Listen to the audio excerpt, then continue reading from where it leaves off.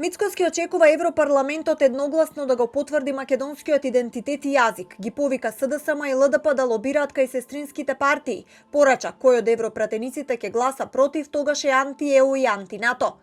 Додека средбата Силјановска-Радев лебди во воздух, премиерот најавува дека Европарламентот е пред усвојување на извештај за напредокот на земјава кон ЕУ, кој ќе содржи 4 места во кои се признава, како што вели тој, многувековниот посебен македонски идентитет и јазик. Порача дека на овој документ се работи повеќе од 10 месеци и ја повика опозицијата на единство со цел да се убедат европратениците за гласање на документот.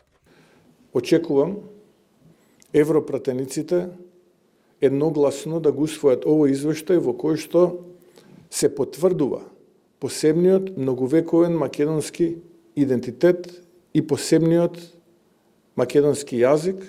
За жал, морам да кажам дека повторно од исток стигаат поинакви коментари и гласови. Ги повикувам сите политички чинители во државата да се обединат и да почнат од денес да вртат на своите сестрински партии кои што имаат европратеници. И додека се чека одговор од опозицијата, Мицкоски вели дека ВМРО ДПМН е денеска на извршен комитет ќе подготви стратегија како на лице место да испрати луѓе во Брисел за да разговараат со европратениците. А од Софија други ветришта. Официјално нема став на оваа тема, ниту пак за средба на највисоко ниво во Хаг. А во меѓувреме БГНЕС го проверувал регистарот на состаноците на Европарламентот, според кој од неговото назначување за известувач Томас Вајц одржал 36 состаноци со македонската влада.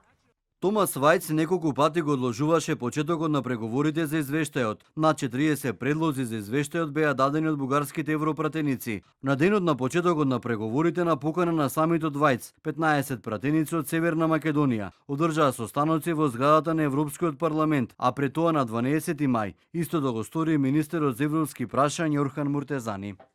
Мицкоски денеска изјави дека се уште нема официјален одговор од кабинетот на Радев за средба со Силјановска на маргините на НАТО самитот. То порача, ако се земат предвид изјавите преку медиумите, тогаш се толкува како одбивање. Со оглед на изјавата на европратеникот Андреј Ковачев од ГЕРБ, сестринската партија на ВМРО ДПМН, кој порача дека не е потребна никаква медијација. Инаку кога се усвојуваше преговарачката рамка за Македонија, официјална Софија ја поддржа, но преку унилатерална изјава го декларираше својот став за македонскиот јазик.